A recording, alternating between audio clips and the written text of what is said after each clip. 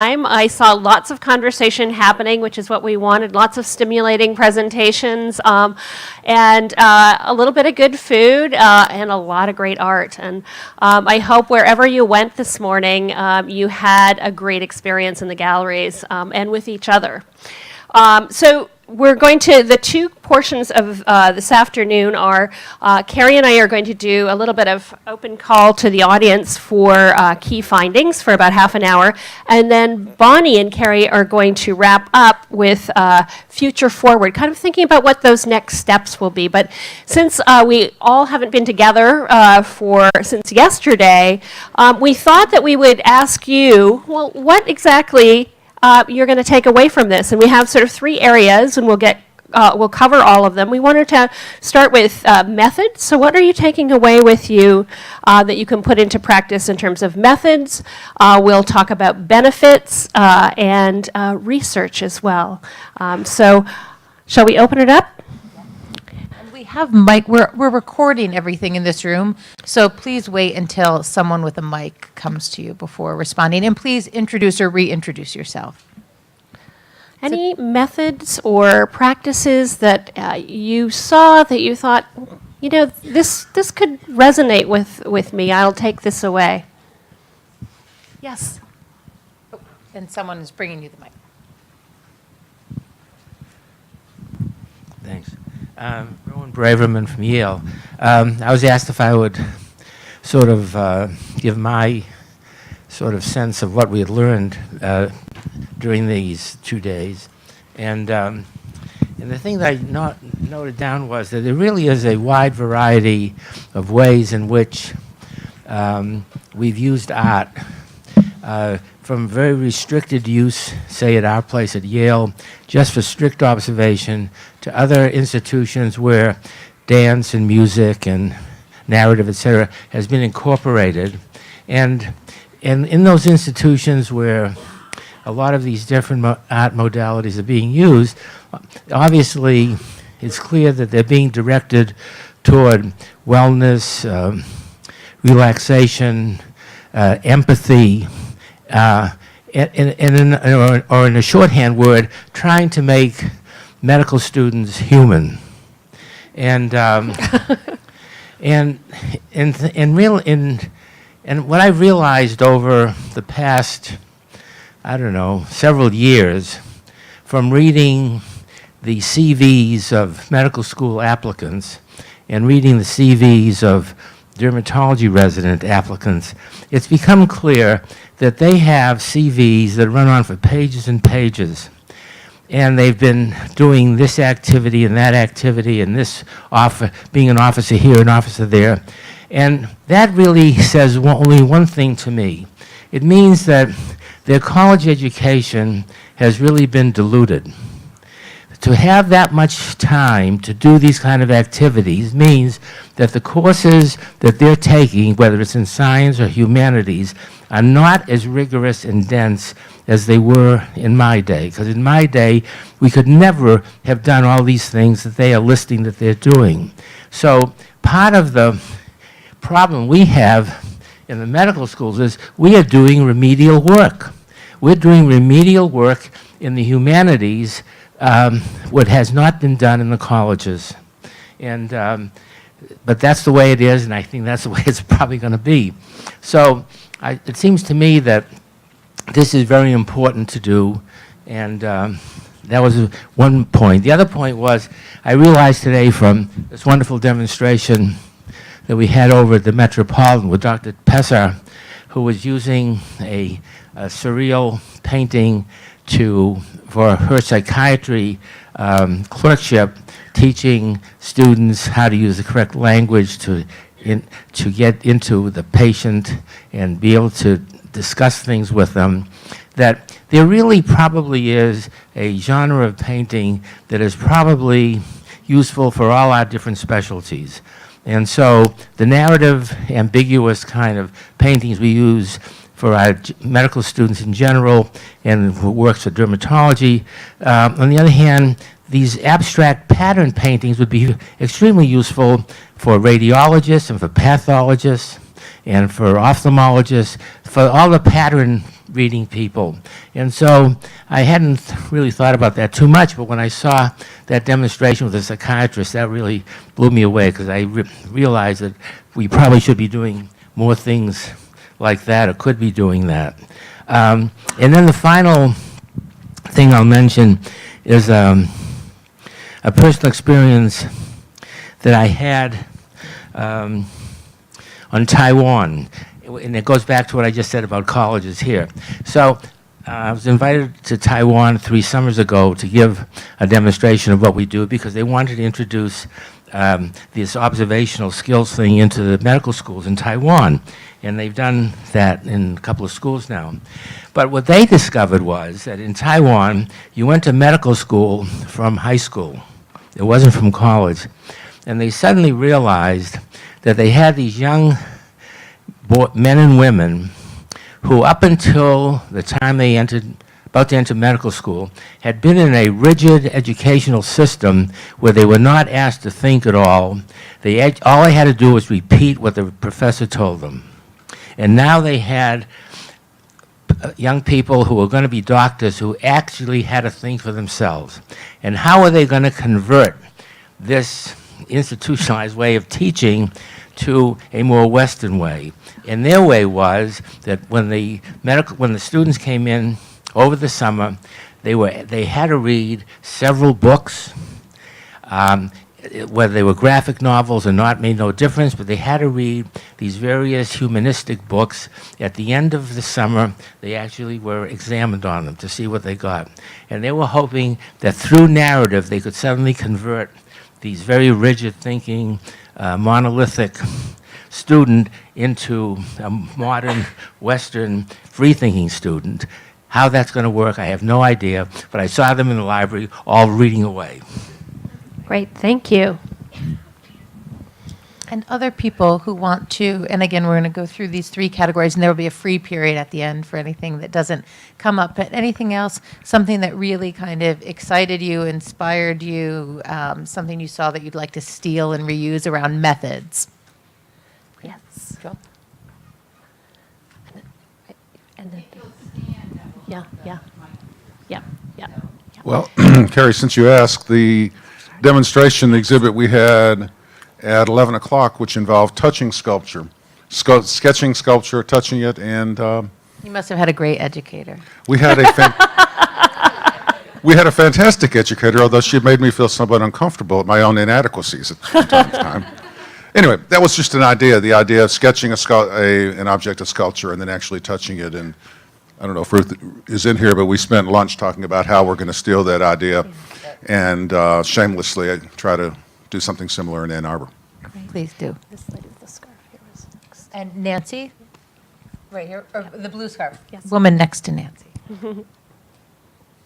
Actually, I was going to say similar about using sculpture. We did it here at the MoMA, and I have to say I've, observed and been part of sessions using artwork, but not so much the aspect of sculpture. And what was interesting about our session, the sculpture was 3 parts. Let me see if I learned enough, Bonnie, and you could help me. The 3 parts were, first you physically observed it, your thoughts on it, and then after that you drew it, and after you drew it you also had words of description, and then the 3rd part you had a creative activity of using pieces of paper to recreate the sculpture.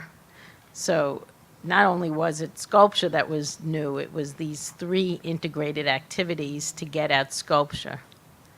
Great. What do you think? She's coming down both sides. Yeah, we were together in a group. I'm Mariah Quinn from Wisconsin, and I've been thinking a lot about how to start bringing more kinesthetic experience and tactile and sensual experience into the museum, to think about the embodied components of empathy, et cetera. And another component of the sculpture activity was taking the form of the sculpture, an abstract sculpture, with your body. And I found that a really nice way to connect our observation skills to the sort of feeling in our own bodies and self-awareness, mindfulness, et cetera. So I'm definitely stealing immediately. Great, that's interesting to hear.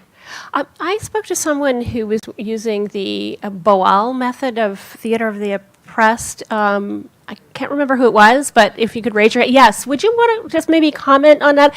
When we were talking about movement and experience, and she said, yes, I'm glad you raised that. Could you talk a little bit about Boal and how you use that in your practice? Sure, and I can connect people to, I'm Gretchen Case, I'm University of Utah. So Augusto Boal is a theater practitioner, and his theater work falls under what he called theater of the oppressed.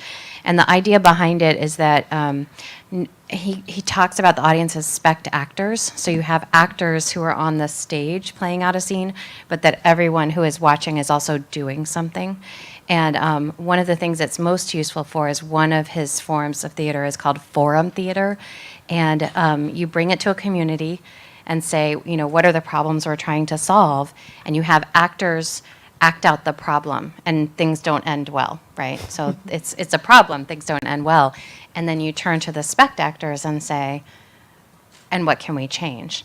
And it's a little bit more to it than that, but the idea behind it is that everybody can either offer suggestions or go up and take the place of someone, and you try to get to better, and you try to get to multiple answers. So it's not we're going to solve the problem with one answer, but what can we change here, what can we change here, what can we change here? I use it with residents to practice difficult conversations, and I usually have an actor play the doctor and the patient or the family member to begin with, and then ask the residents, okay, what would we change? And I try to get them to step in, but they can only step in for the doctor, because you can't change the other person, right? And so then we come up with several things that would make that interaction that's not going well better.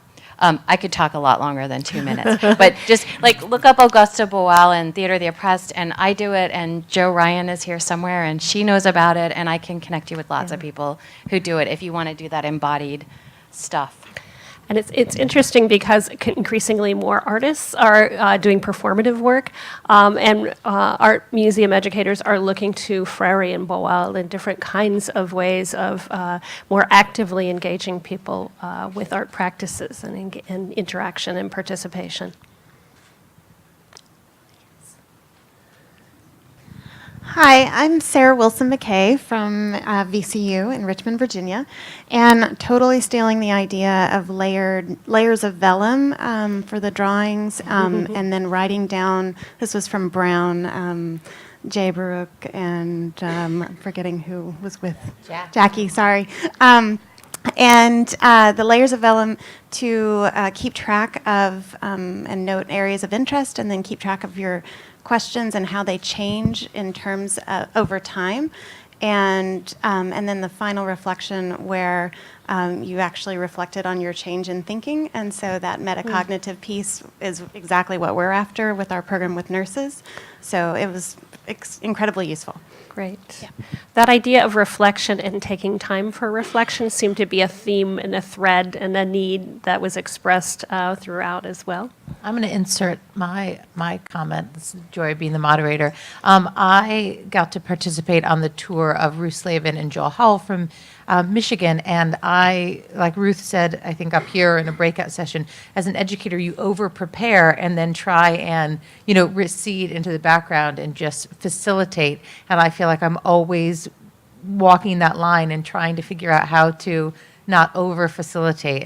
And Ruth did a masterful job of letting us, as the participants in the group, feel like we were doing it all on our own, but we weren't. And it was inspirational for me. So just as a practitioner, seeing someone else and remembering, to trust the audience to be able to do the work. Anyone else? I watched Jackie Delamatre's tour just at the very end, and they were looking at Picasso's Demoiselle, and ending with a question, ending with the ambiguity. And I was remembering Alexandra talking about actually the question about the book about the dog and getting inside the dog's head, and how we can never be inside a dog's head, but similarly we can never be inside an artist's head or each other's heads. And just thinking that as much as we would like to be able to explain what something is, it also always should raise more questions because that ambiguity is something that we have to live with. So that's one of the things that I was thinking about. And I also attended part of Horace's yes, he was at Franz Klein, and just it was really interesting to think about life and death, and just a mark. And he actually had a wonderful sort of narrative that he took us through, and thinking about mark making and really close looking, but thinking about larger what it was like to make a work of art after the war, after when people were killing each other, and what was it like to have a partner who was a dancer, and that idea of agency and movement and gesture. So what was it like to be that person, and starting to kind of ask those questions, but not have any absolute answers, but it helps you guide the looking and thinking about it, but looking at larger world issues as well. Anyone else?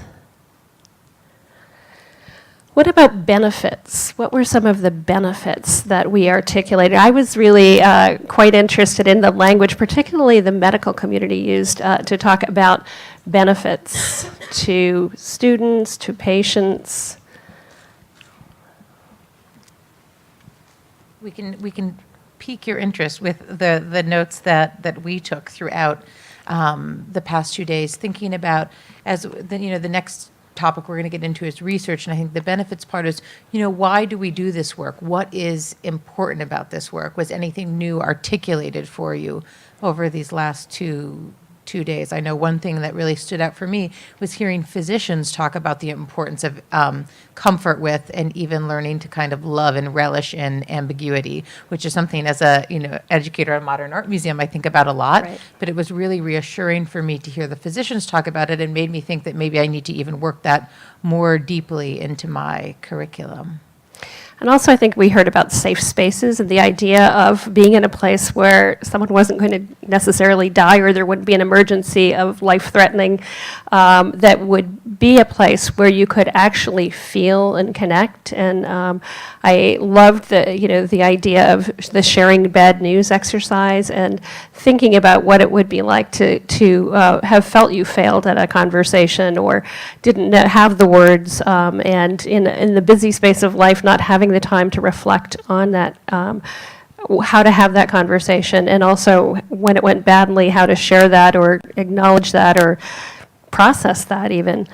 The idea of context, I think that the patient is not just the disease, and that actually that attending requires, even going to someone's home and really looking at what surrounds that person in their life as well. The humanity of artistic expression as a way to access and connect to the self and to others. But empathy and serendipity, who said serendipity? I'm trying to remember who is the person who talked about serendipity. And it's interesting because the language was not about kind of measurable things, but things that aren't measurable, and I thought that was pretty interesting. And I hadn't thought about the benefits, and I can't remember who it was, but it was someone who was sitting right there yesterday, maybe it was you, talking about the benefits in terms of the culture of medical schools and of medical centers, and that is a whole area of thinking about benefits I hadn't really thought about. And my colleague, Dr. Langer from Columbia, started us off in that first open call session, What's on Your Mind, about thinking of the state of the profession of being a physician. And over the last 2 days, I've been thinking a lot about medical schools that embrace this kind of thinking and programming. I would think it would be a great research area to think about how that affects the culture of their institutions. And I wonder if someone like Delphine, I'm putting you on the spot, but you exist in the medical school at Columbia, kind of alongside this program. So our program fits into the foundations of clinical medicine. And could you speak to how it affects the culture of how these narrative medicine seminars affect the culture of the medical school? Well, I can't say what it would be like without them. So I think, there's no randomized controlled trial here. I think that the fact, a lot of the words that you're using, things like safe space or questioning or acknowledging the importance of ambivalence, are things that sort of flow, or context, that flows through our entire curriculum. So this is just one, one arm, one tentacle, you could say, that we try to, we promote, obviously, but we also just make things mandatory. So it's not, if this is your interest, step through this door, go through this door. We say, you are pluripotent, so we want you to try these different things. We want you to feel uncomfortable.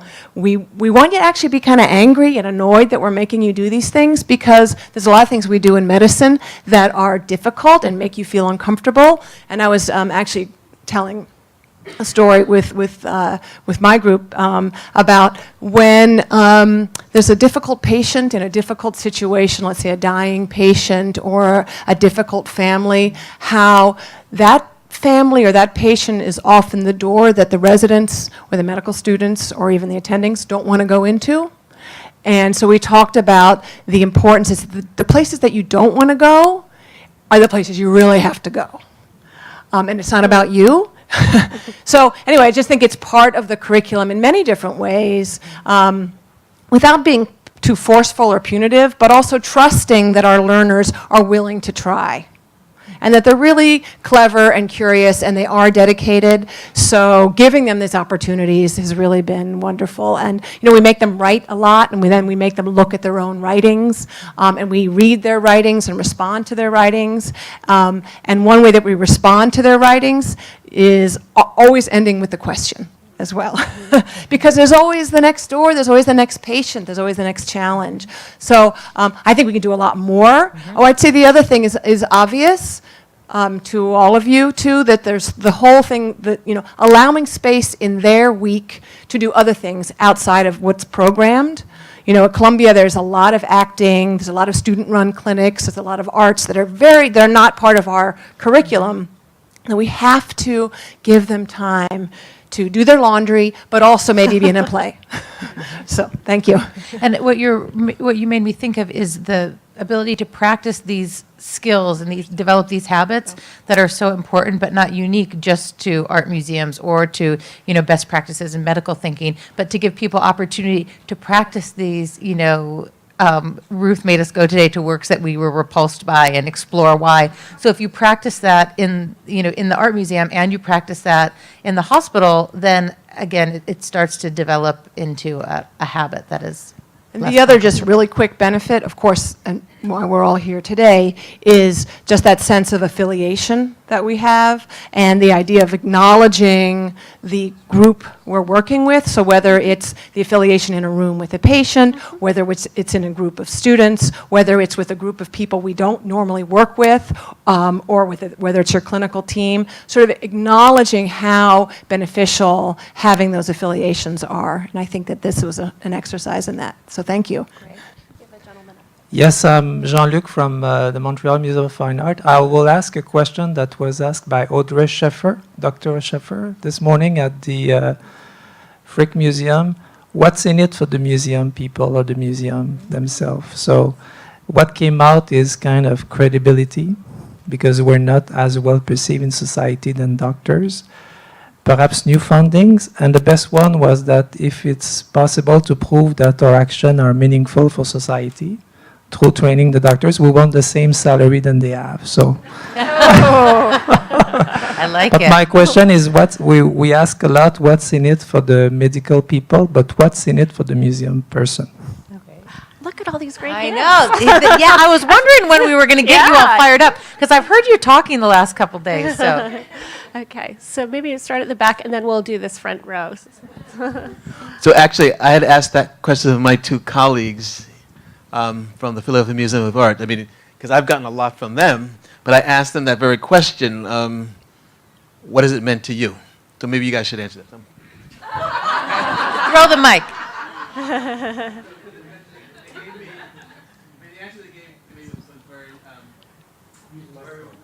The answer they gave me was very rewarding to me, because it felt like it had, because again, they had done a lot for us. It was good to hear that there was something happening on their end as well. So I'm not going to remember if this was exactly the answer I gave at the time. My name is Susanna Niepold. I'm from the Philadelphia Museum of Art. And I'll let Barbara add her 2 cents as well. But I think that what we do with the medical students, and we work with first years primarily, although we are hoping to extend it throughout the curriculum for medical students at many levels, we are doing many of the same habits of mind activities, skills building activities that we are working on with all audiences. And working with Penn gives us a chance to actually research the impact of those. So we get hard data. We get time with Penn students who are really looking at the impact of this and how it's changing people's habits of mind, the way they think. And it's also allowing us to see the results of those activities at a higher level. So it's great professional development for us, and it's helping us advocate for the work that we do, not just to other medical schools, but to the K-12 community. Great. And I think there were a number of hands just down in this row. Yes, right. And we'll Madeline, if you want to start here, we'll work our way across. gentleman here, too. And please, in the interest of time, you're doing a very good job of keeping yourselves 2 minutes and under, because we want to hear from everyone. Linda Friedlander, British Art Center. I was thinking of the same thing as the gentleman from Montreal, in that a museum person defined this meeting, put it together, got us together, and I wonder what, or if there is any kind of power dynamic going on between museum medicine. The museums have a deliverable, which all of us have worked very hard on developing with colleagues from the medical school, but I'm just wondering if anybody has any reaction to that. Like, who's in charge? Oh, thank you. Of the programs or of this event? Of the learning. Yeah. Well, yeah.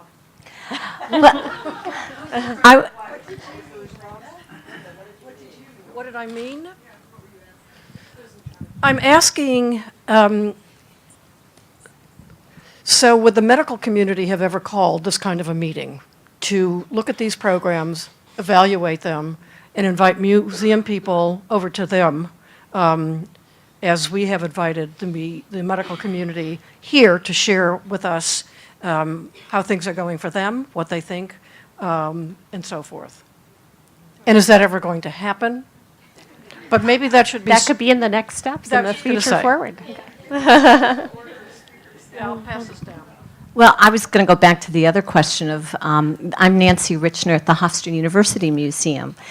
And what is in this for museums, if we go back to the very beginning, all of, however, 30 hours ago, looking at the mission statement of MoMA, which is to help people enjoy, understand, and use the art of our time, I think we in the museums look at the value and the impact that art can have and how so many people are missing out on the opportunities to take advantage of that and to learn more about their world and the people and the cultures and all of everything that gets woven together.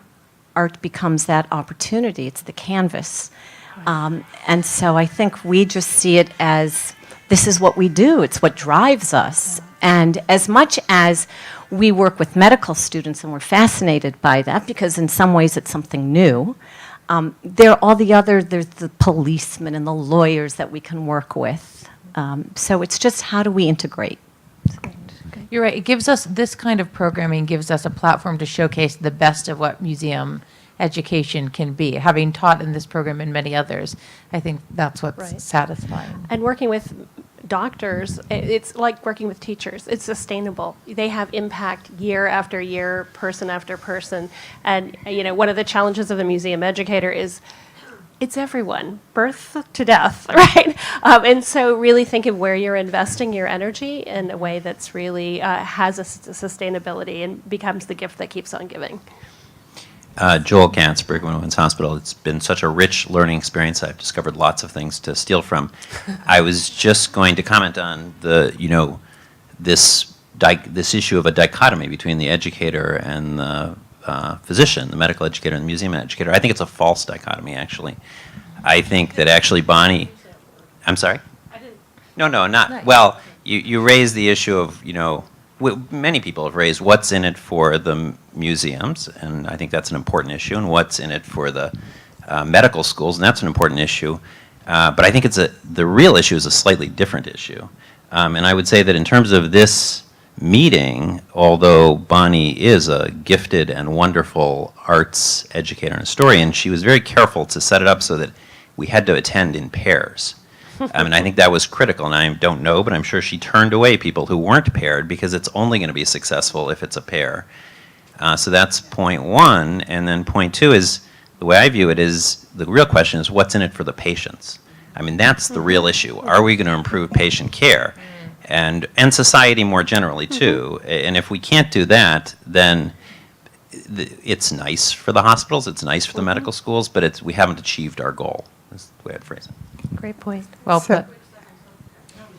And Ruth So I has been think- waiting here I think with it's the me, mic. It is and you. I have two brief comments. And the first really echoes, I think, what Joel said, which is, what's in it for humanity?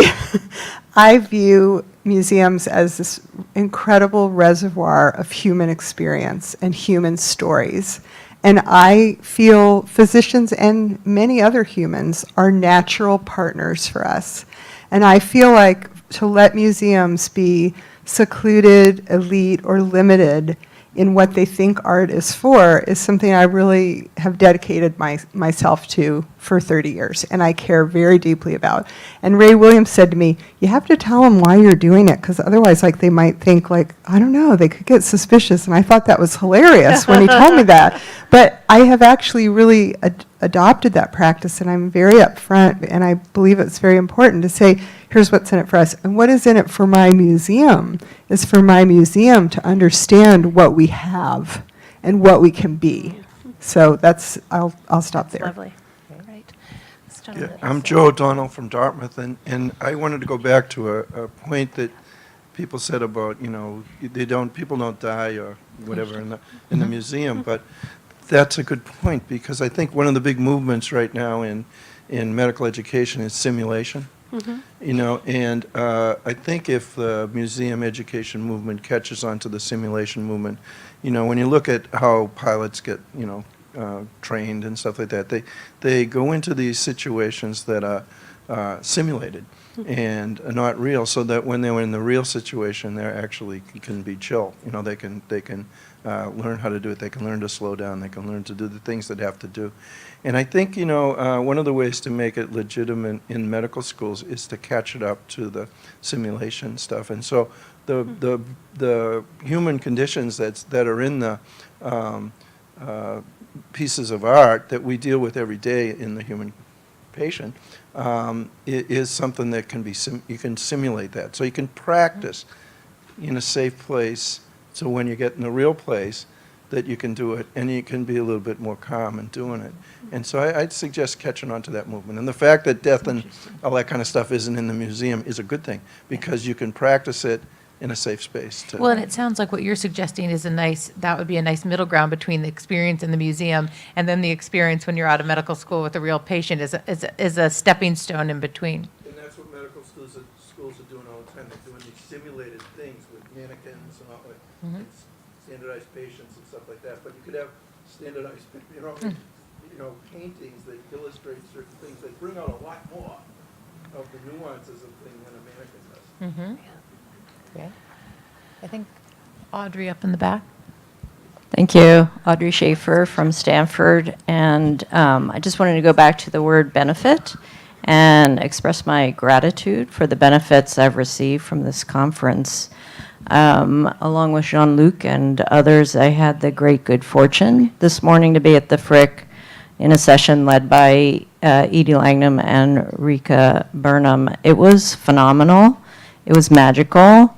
And I just I wrote down something that Rika Burnham said, where she viewed the session to be an invitation to look deeply into a piece of art. And for me, as a physician, I feel that basically my interaction with my patients, even though there are all these overlays of transactional experiences, economic, and things to be done, it is basically a humbling experience and an invitation to dive deeply into another human being's experience. And I feel immense gratitude by that. The session this morning reminded me of how important that is, and so thank you for that. Great. I think this one last. Thanks, Audrey. So just a few thoughts, Martin Cohn, Cleveland Clinic. I'd like to echo this notion of being aware that we are elites working with one another, at least in Cleveland. There's a big funded effort, Alicia, I don't know if you're here, or other Cleveland people, in the university's Circle Initiative for the museums and the medical schools to work with neighborhoods. That's where some of our work has been, and hopefully more of it will go. I want to just add one thing about making difficult situations for medical students a little, maybe a lighter word is complicate, rather than, making it really rough or nasty or whatever. But so we use the word complicate often. But I want to challenge the notion that maybe it might be better if more people died in art museums, considering the way people die in hospitals. And, we're operating out of this heroic notion of medicine. I think we need to question that as well. The current issue of New England Journal of Medicine has a wonderful essay about the need for a new Ars Moriendi. What could be a better place for people to die than art museums? So, Provocative. I like it. I'm seeing our new after-hours program. Come die with us. I honestly, this is one of my favorite comments. I think it's big thinking, and we appreciate it. Yeah. Bethany says she's had it happen. Yes, I'm that's happened on Bonnie, I'm occasion. going to invite you up here to join Wendy, and I'll sit there and go back to the role as the timekeeper. All right, well then come. Stay up here. We have this set up as two different sessions, but I think it's becoming clear that we can all just keep talking about what our key takeaways have been and what we want to do in the future and how we want to collaborate and what burning ideas are coming. I can't see a thing.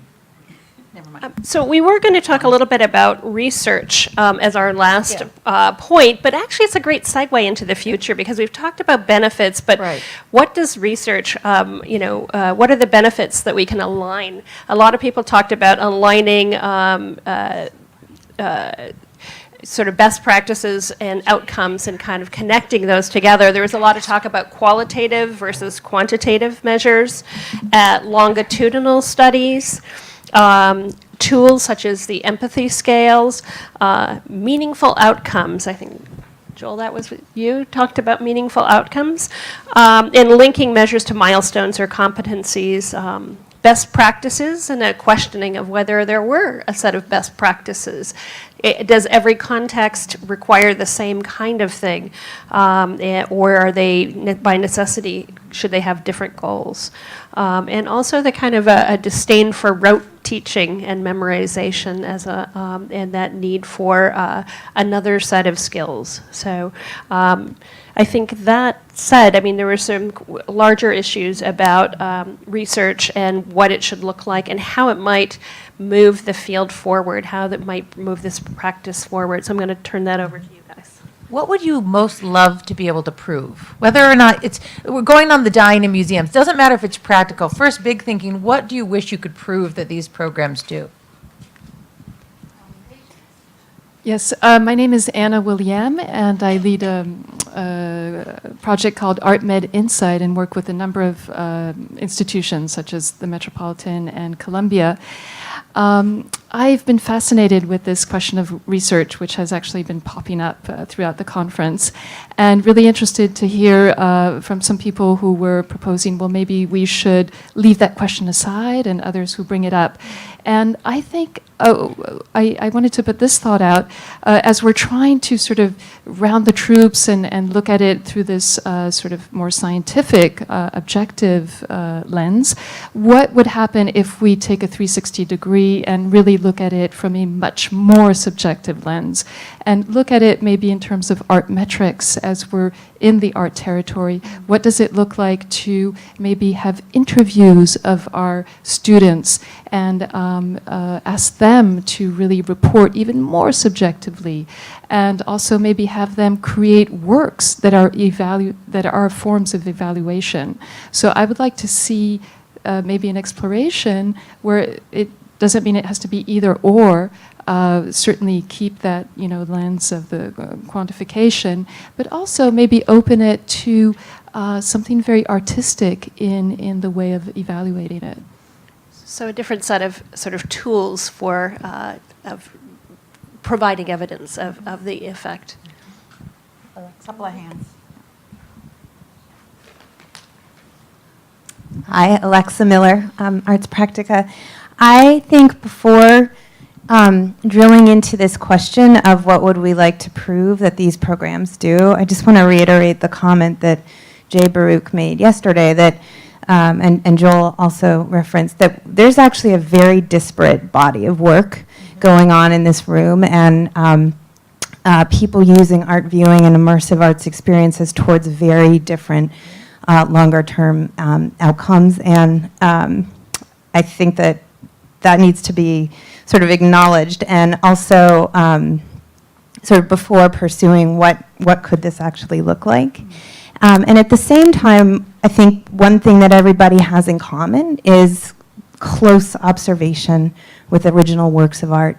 And I have been, that's something I care about very deeply, and I've been exploring very, very deeply for many years. And I have not heard, I wanted to hear more discussion yesterday about the significance of that in clinical practice and some of the research in the patient safety realm, for example, on outcomes relating to thinking and really linking observation with the whole brain and thinking. And I think that's a starting place that we might want to look at as a group, that could be very productive. And you mean thinking about the benefits of observation besides the one-to-one benefits in a very specific diagnostic observation? Absolutely, yes. Thank you for pushing on that. How honing and I would say skills of observation, because as I was trying to show in my teaching demonstration today, there are many types of observation, and by, exercising all of these muscles, how does that affect the greater? So learning to notice details and subtle cues on the body or in the environment, extremely important and revelatory.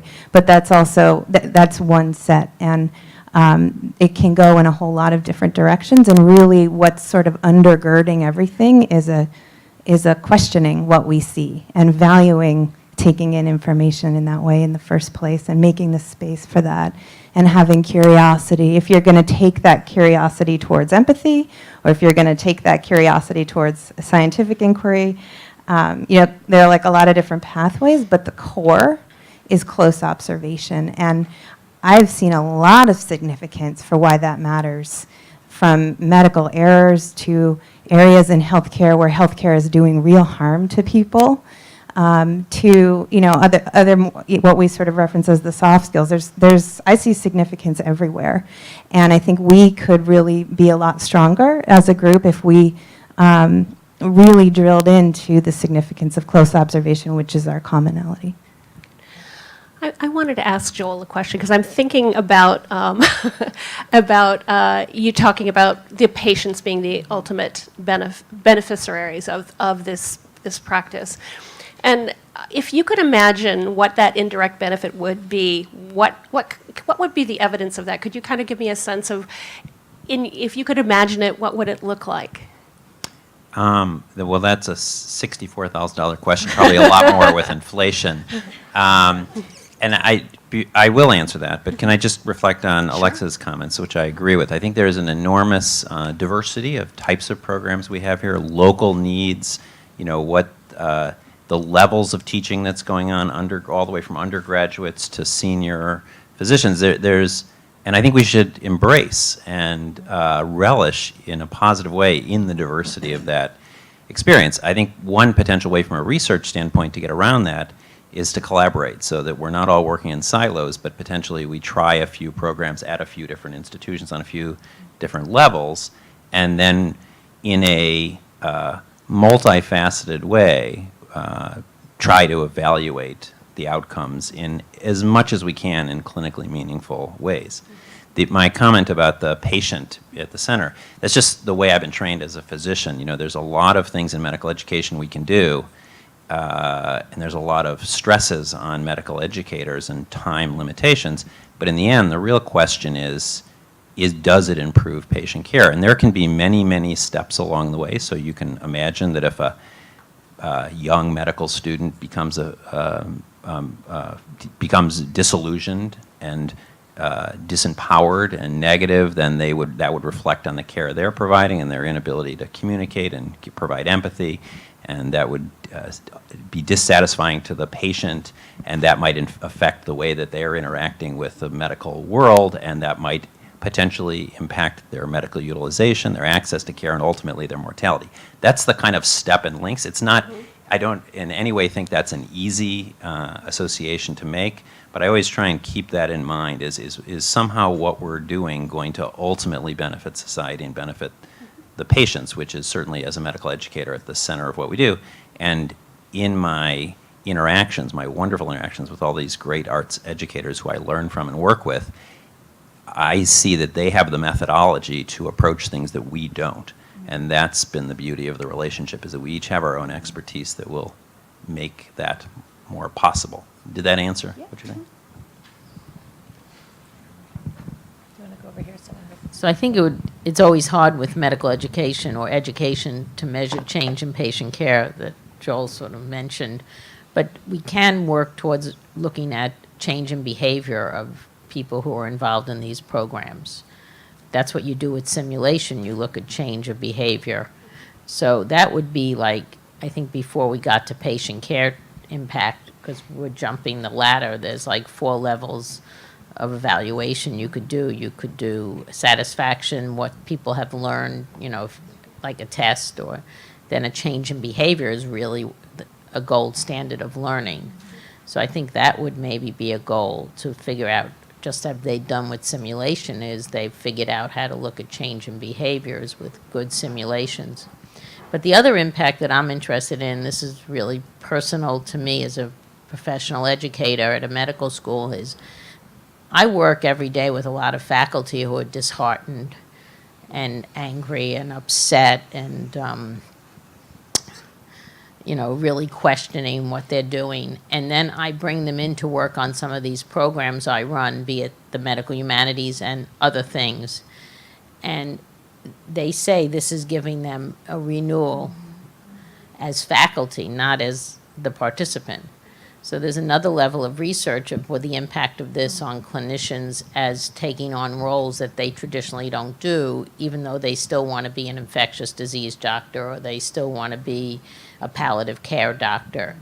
But this helps them in terms of their daily work.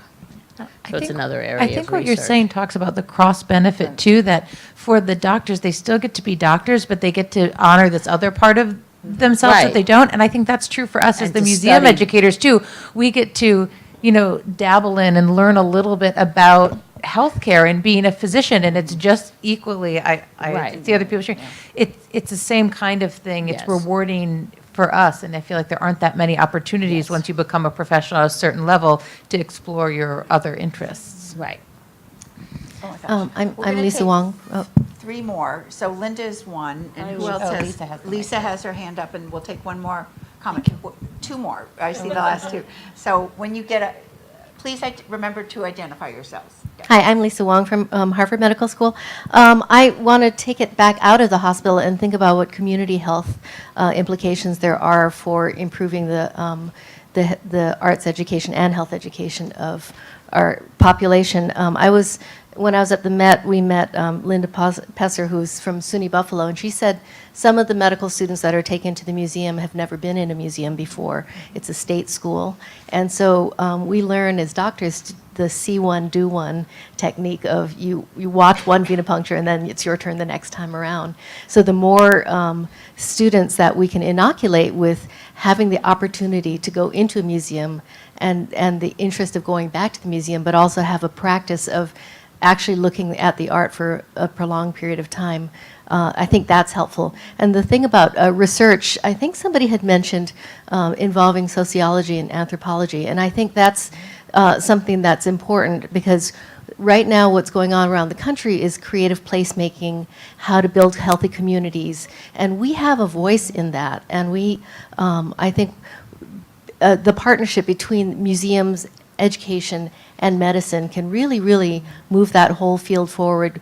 The NEA is interested, the National Science Foundation is interested, NIH is interested. So let's take this opportunity and really sort of help them with that intersection.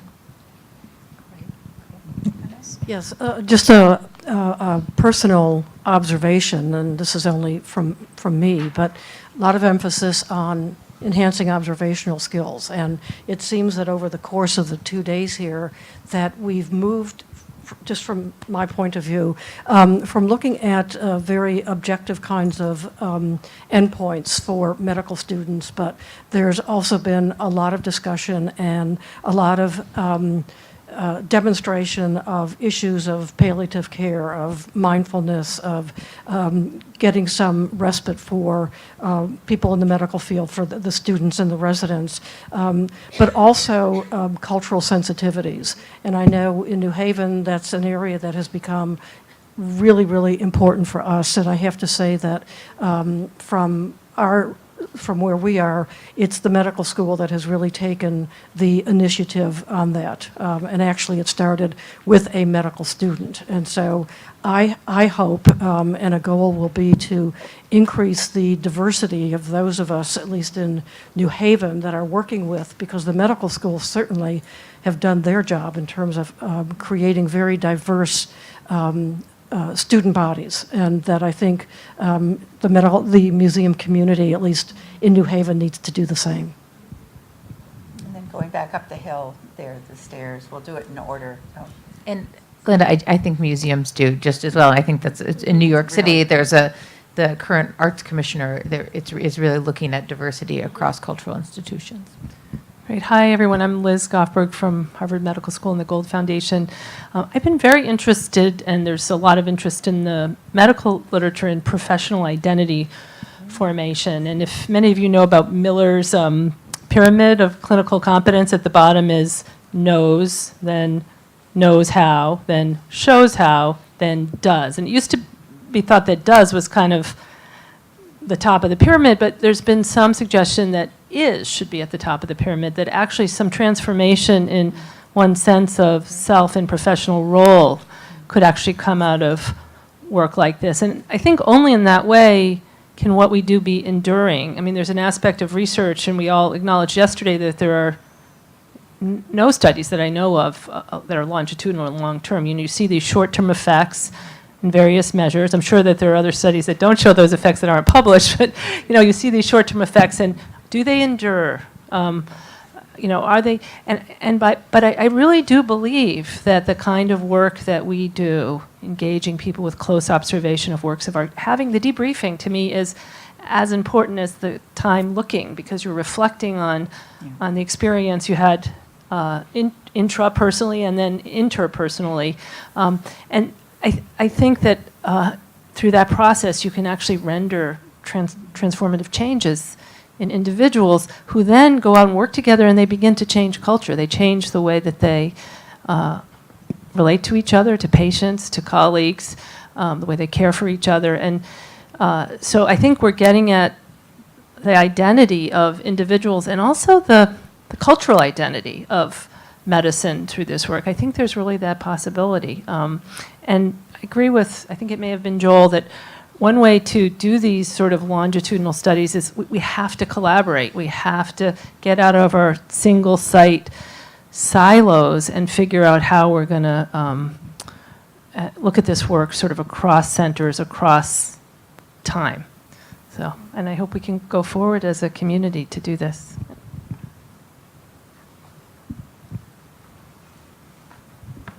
Joel Harrell, Ann Arbor. I want to go back to the big picture of how this can make our patients better and suggest that we should, I mean, that's obviously, that would be a wonderful goal. That would be wonderful to demonstrate that arts programs lead to doctors taking care of patients and patients doing better.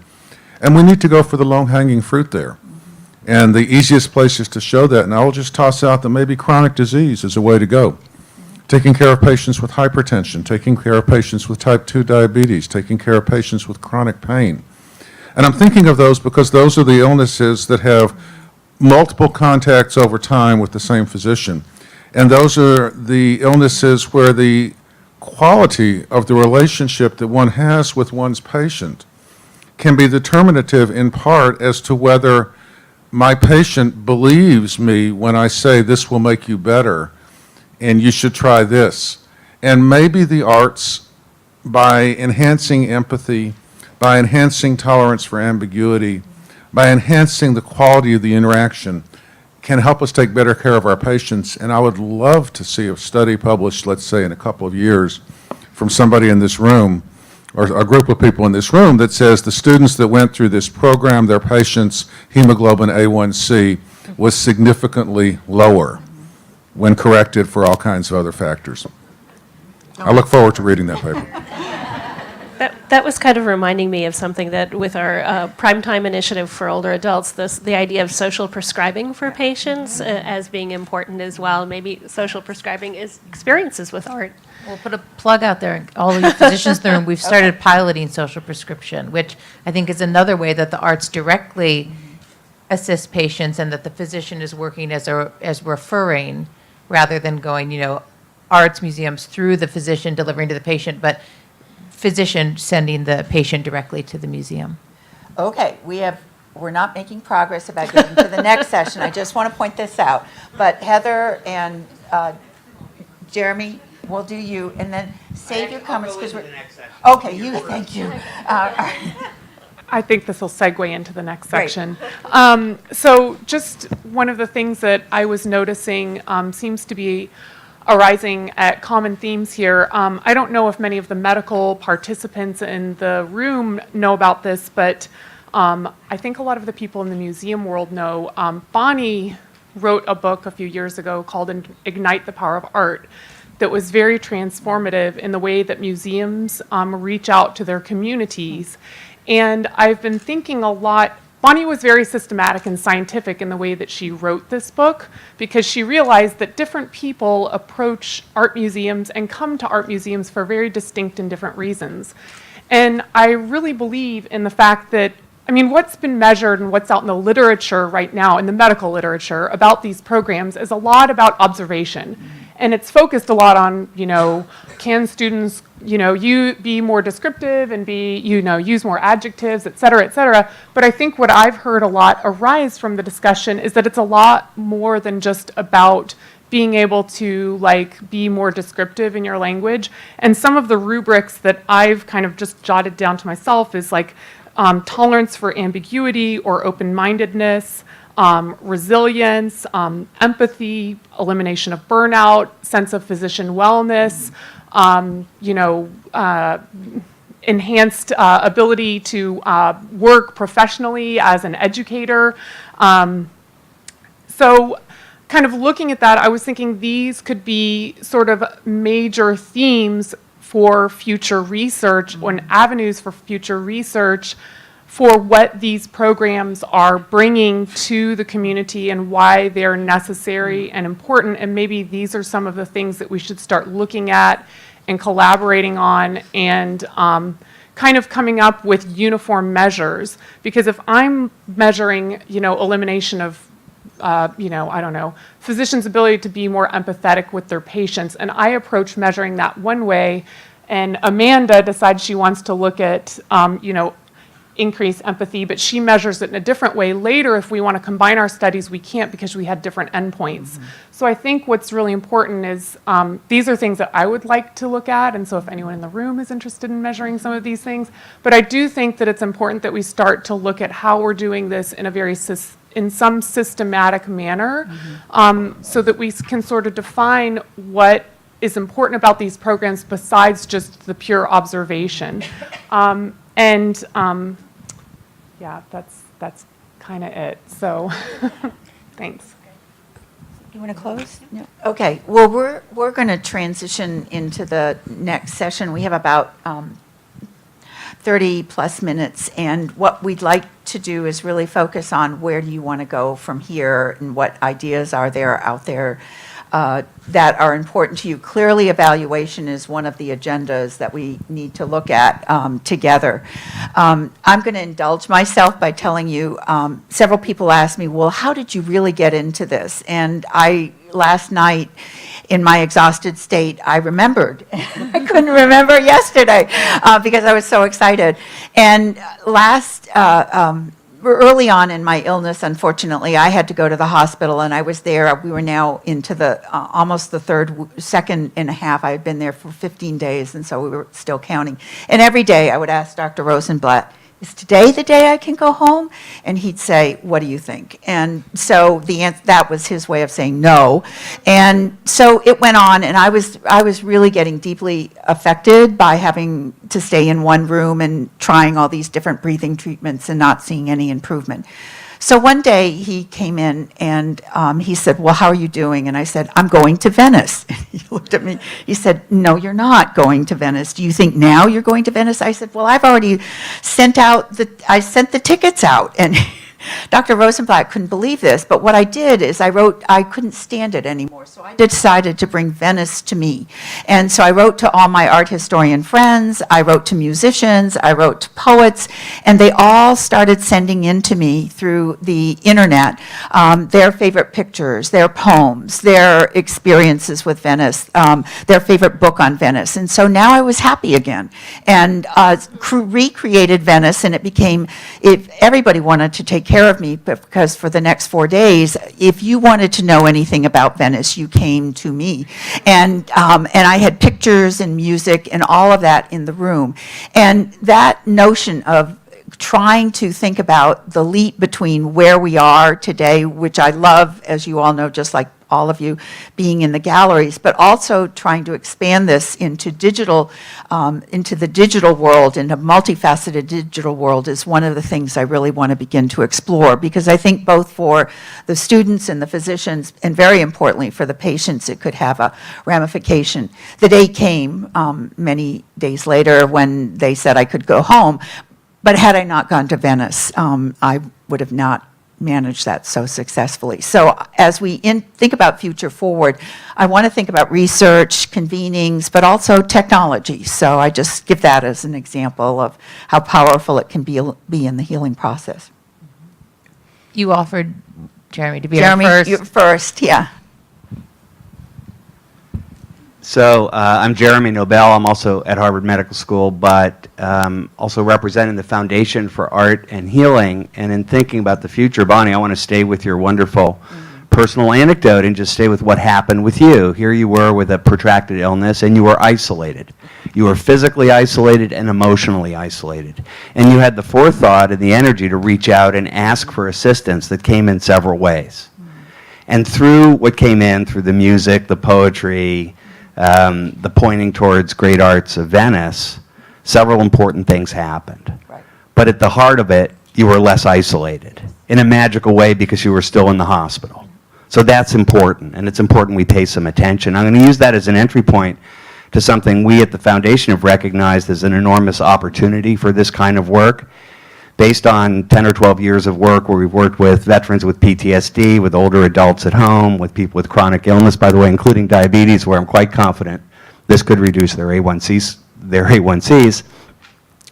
The single aspect of their experience that came through most clearly that they felt creative expression was helpful with was this enormous burden of feeling isolated and alone.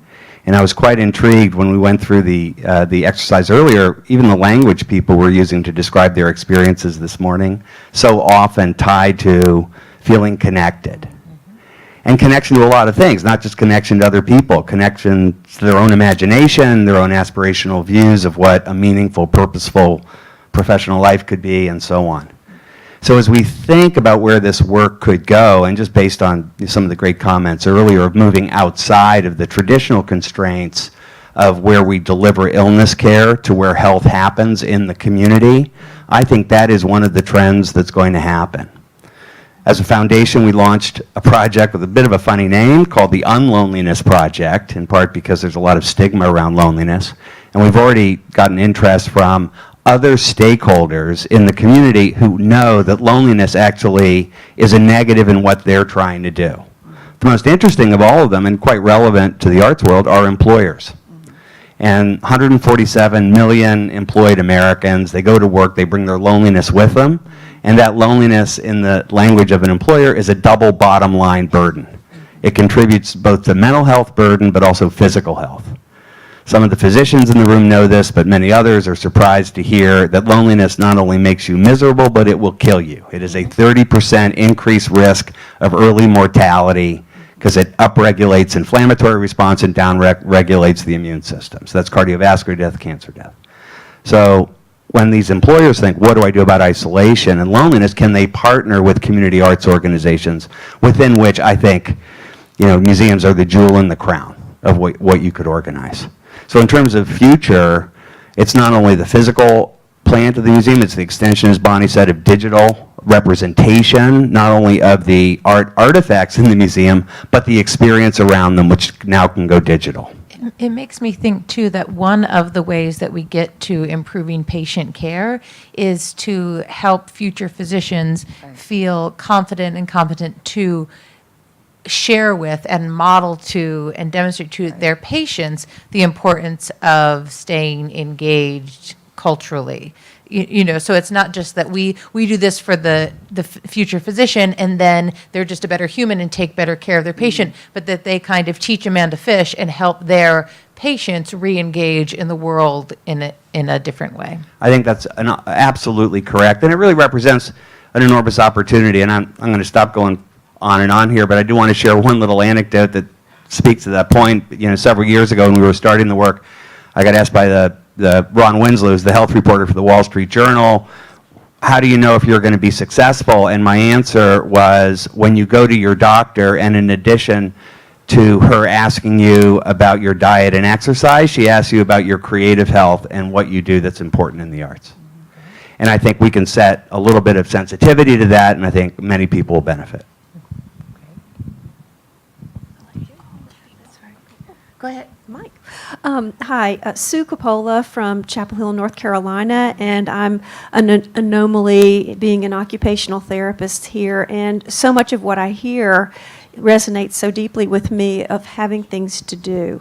And through having things to do, we become connected to people, we express our creative selves, and so I just really urge colleagues to team up with the occupational therapy people so that they can stop being so biomedical with teaching people to tie their shoes and enable people to have these lives in which they thrive through creative activities and participating in communities like museums. So it's just such a privilege to be part of this, and I just really urge the teamwork that goes into this, because the task is too much to ask a physician to manage people's lives. At that level, yeah.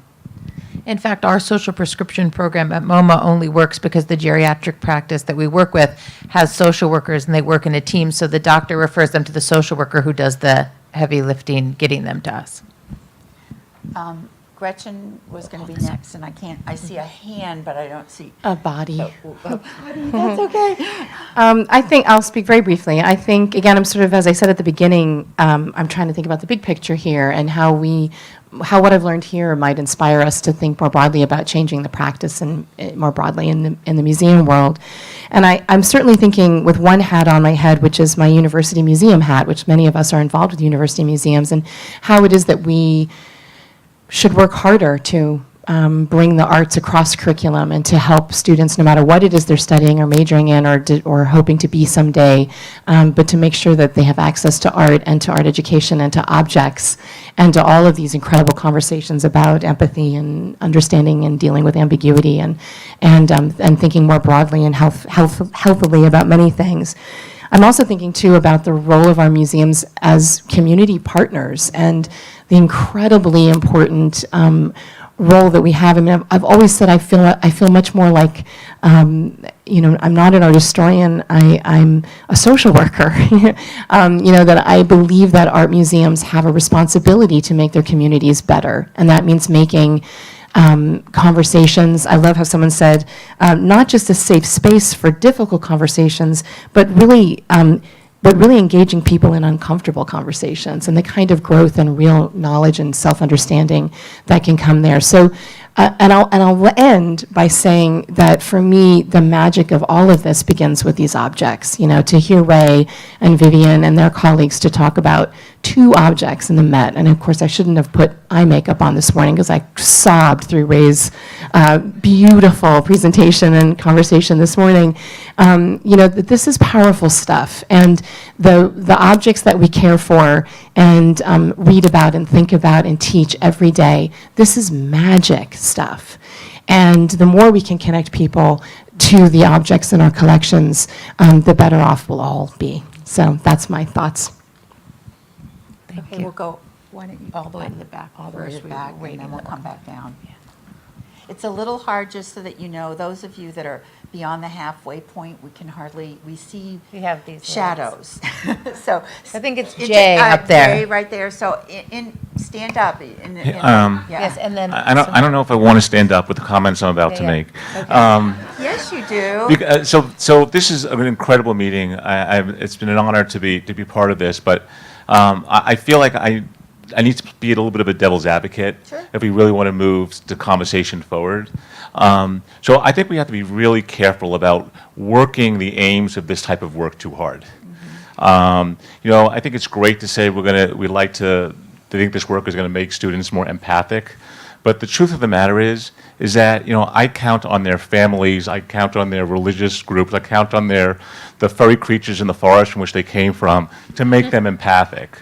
You know, and I think it's really challenging for us to say we're going to make you more empathic by spending time in the art museum because, God, you know, for the cynics in medical education, they're going to go, like, is this a real meaningful goal?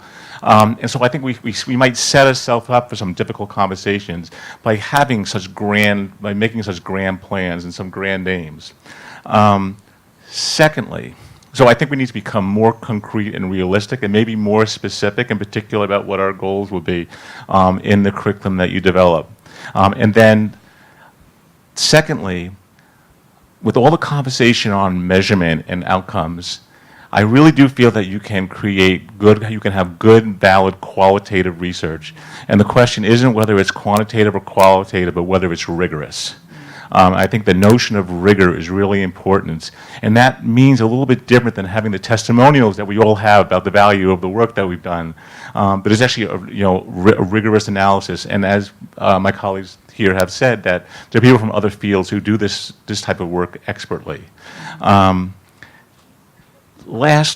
lastly, unfortunately, I hope we don't let outcomes, I hope we don't let whether we can measure something dictate what we do.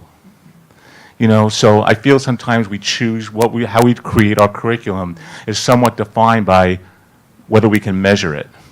And I think Liz really, her quote yesterday was totally amazing and captured that tension. The role of technology. So this is the tension I'm feeling.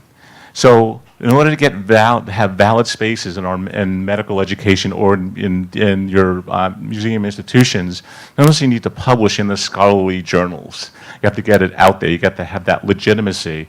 However, so few people actually read those journals, you know, and incredibly expensive. So how are the museum people going to read the medical literature? You know, when I don't even like reading a lot of the medical literature, and I have access to it, you know. However, the question then becomes, how do we communicate it outward?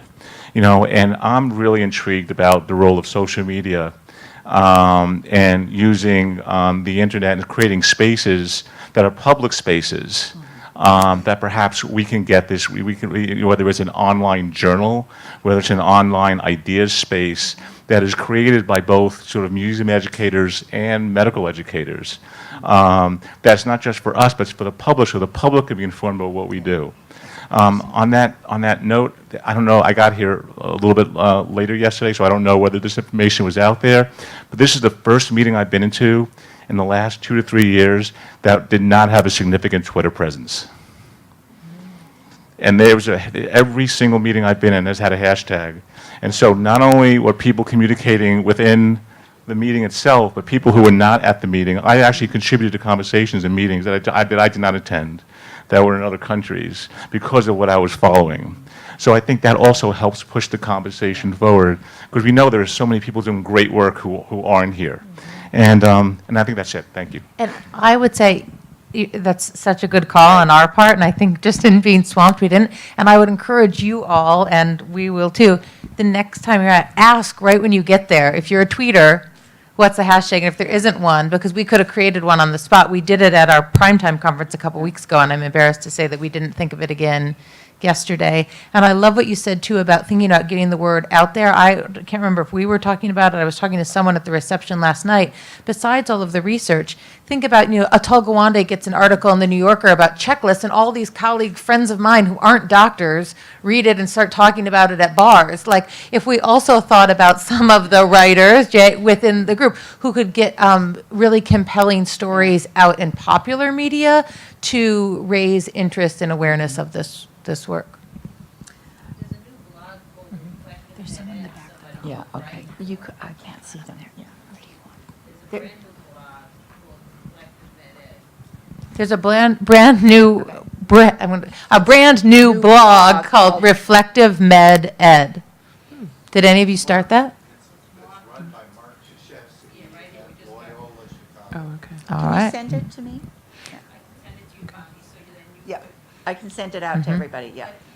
It's a way to write. Right. In a blog No. format. Yep, Great. that'd be great.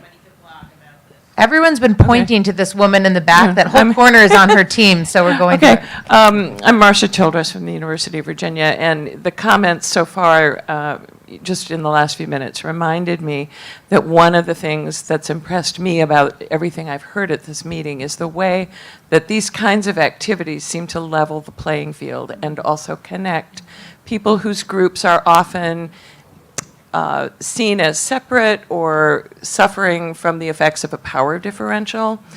And so Bonnie's story about Venice reminded me that one of the things this kind of activity can do is remind us that our patients can take care of us. Because everybody who came to see you in the hospital when you were on your Venice trip enjoyed it.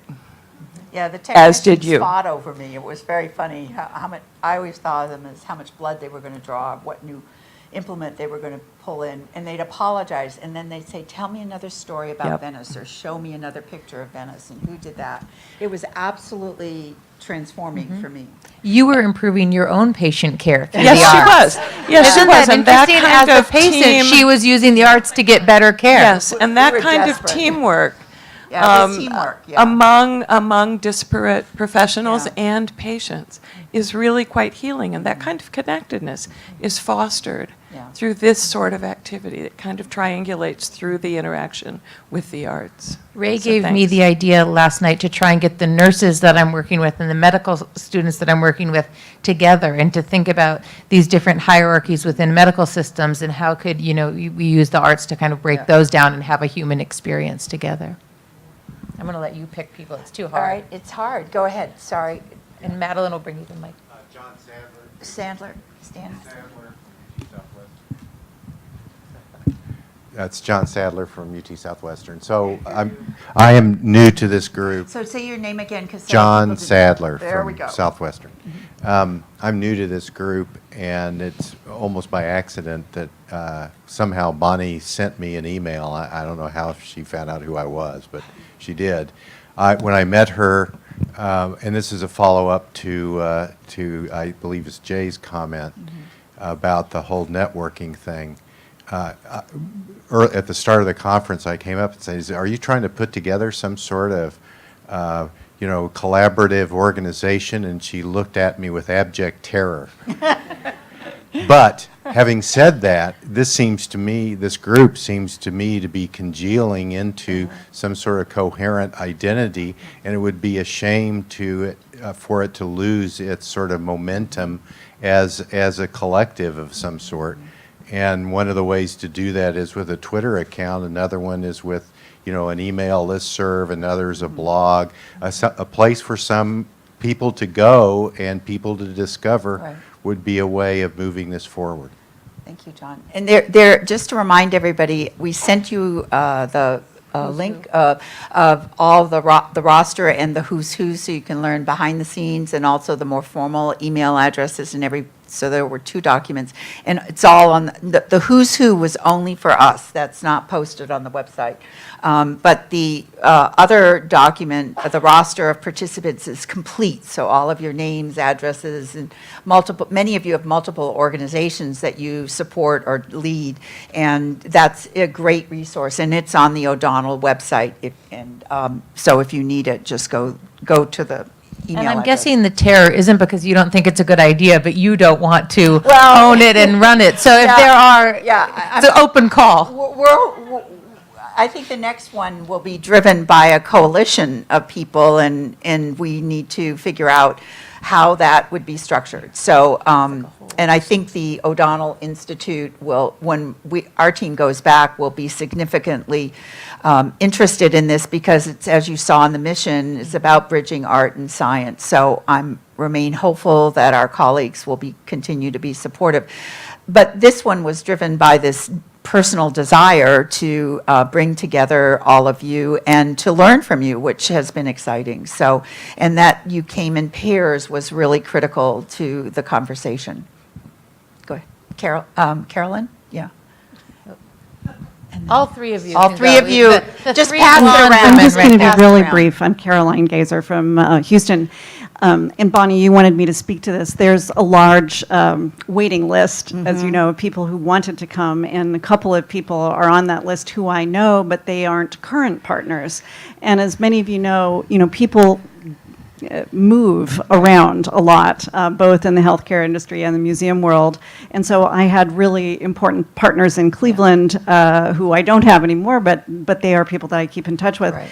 And I just think that, had we maybe opened things up technologically, if there could have been a Skype site or something, where they could have spoken, that would be one way, to address that. And so I would love for them to be part of whatever we do going forward technologically. Hi, I'm Mimi Chapman from UNC Chapel Hill, also an anomaly like Sue, being a social worker here.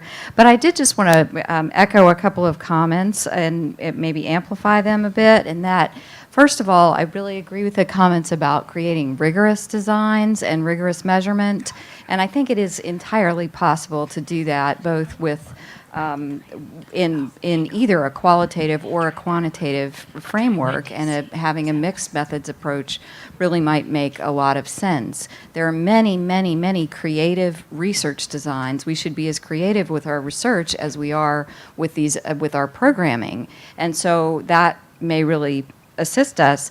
We've done actually a bit of longitudinal work on some of what we're calling visual interventions, and we've done this actually with teachers at 2 different schools to see what kind of impact we can have on attitudes toward new immigrant kids, and that work has been published. And what we found, which is really important and speaks to Sue's point, is that in the school where we had backup professionals for the teachers, so we were asking teachers to kind of raise the bar in their sensitivity to a particular population, but we weren't necessarily asking them to solve those problems on their own.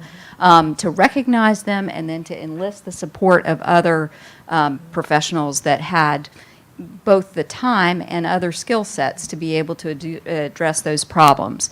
When those people were also in the school, we could see the change maintained over 9 months. So when they weren't in the school, we saw a change at post-test, but that change was not maintained. So that was a really important piece of this, so that it's not necessarily only changing the attitudes and the behavior at post-test. You've got to figure out what are the conditions in the organization that allow that change in motivation and behavior to be maintained. That's a great comment. If you think too about medical education, right? If we have these great experiences in museums and then the students go out and then if they continue to have that experience throughout their medical education and their residency and fellowship and into their professional lives, it'll be very different than if they have this and then it's a disparate thing and then they go back and never experience, education in the same way. So my name is Corinne Zimmerman, and I'm from the Gardner Museum. And sort of throughout today and really throughout the conference, I have this line that keeps going through my head, which is from Emily Dickinson, where she writes, "The possible slow fuse is lit by imagination." And Bonnie, your imagination is amazing. I mean, the story you just told us about Venice, but also your imagination in bringing us all here together, inspiring. And I have to say, I'm so inspired by the imagination, the collective imagination that is in this room today. And so thinking about, I don't want this to end.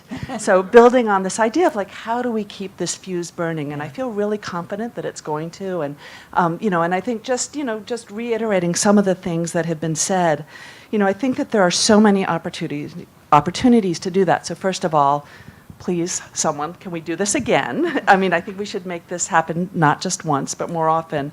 But then thinking, we have this list, this incredible resource list of who's here, that within our own communities, finding times to have, almost what I would call breakout groups, where we get together and keep sharing ideas and keep thinking about what we're doing. And throughout, we've talked about blogs and different kinds of things.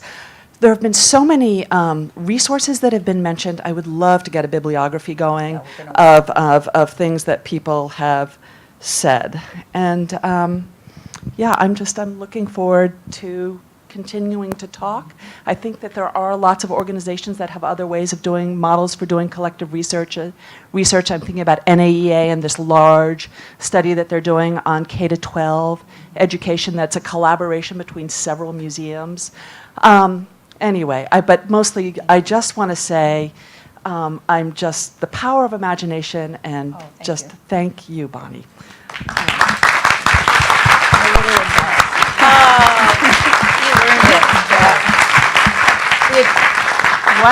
Thank you very, very much, Corinne. That was, and all of you. And we have one more comment in the back, and then I'm going to do a few thank yous, and the day you get to go to the museum. Thank you. My name is Jordan Love, and I'm at the Fralin Museum of Art at UVA. I came with Marcia. Yeah. I've been so fascinated by so many of the different techniques that people have used in the galleries today, from movement to using photographs to study faces. And it seems as though, and I know there's an interest from, especially what Jay has said, an interest in some sort of rigorous qualitative or quantitative longitudinal studies in the future. And I think I want to remind everyone that in the museum field, we can adapt programs to study specific things. We've kind of created this workshop to improve communication, tolerance for ambiguity, a number of those different bullet points, but we can adapt our programs to target specific things. We have 3 different programs at the Fralin. One that is common to many museums that works with Alzheimer's patients and their caregivers and does art making. We have another one called Heart of Medicine, where we use art to have discussions about end-of-life care and about dealing with death and having conversations about death with medical students and nursing students. And then we have our clinicians' eye, our visual analysis skills type of workshop that I run as well. And so you don't have to have one program that tries to do it all. We can adapt to have programs that specifically target empathy or specifically target one particular skill if you want to set something up to measure that skill or try and measure empathy or try to sense a change in attitudes towards Alzheimer's patients, towards geriatric communities. And so we can work together to develop that. It may not exist right now, but we have the skills to do it. So that could be a way forward. If we want to do what Jay has said, we can adapt it to target specific things. So, the sky is the limit. So thank you very much. I've learned so much from everyone. And I'm going to turn it over to Bonnie to close, but the last housekeeping thing, if you didn't get a MoMA ticket for today yet, Mary has them in the back of the room, and they're right outside on the table. So grab one, and you can leave and come back. It's Thursday. We're open till 5:30, and there is a bar in the garden that is now open. Wow. So if you are I ready may for a finally drink go and more there. conversation, because I was going to close my comments with echoing what Corinne said. In between the next formal meeting, we all travel for conferences and personally, and now that we've met each other, look up on the who's who, and we can let each other know when we're in each other's cities, and we can have coffee, have dinner, because I found that over the years I've been here at MoMA that a lot of the interesting partnerships come out not just from these formal meetings, but from the informal conversations that happen in between. So thank you for attending on behalf of MoMA, and I'm going to let Bonnie take it away. Well, the MoMA team has been amazing, and Wendy and Carrie, I cannot imagine, and Mary, how we would have ever done this without you. Your passion for excellence and your amazing detail has made everything go beautifully. And I know everybody in this room appreciates the work that you did, so thank you.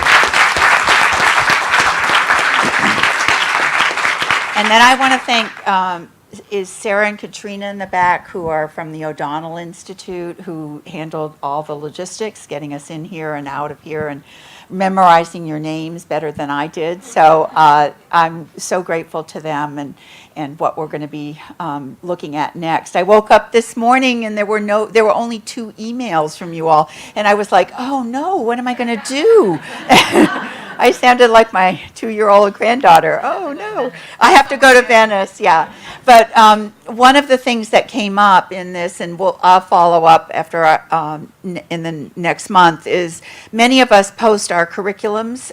For example, on the O'Donnell website, you can see the full curriculum with images of the artworks that we use, and it's a brief description, but the syllabus is there, and Amanda and Heather and I all work on it, and so we have our years up there. And I'm going to say, if you either have a syllabus or you post it on your website, or if you want to share one, that will be part of the bibliography.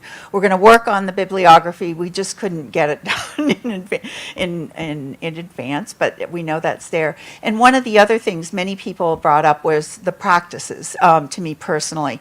And so I need to kind of think through that, and I'd ask the group to think through that. What would be really useful, because we all approach this so differently, and they can be mesmerizing in person, but reading them, just on a piece of paper, you may not get that magic that happens. So I'm trying to think that through. So if you have ideas specifically, many of you I know brought lesson plans or overviews, and we could compile those and put them up, whatever you want.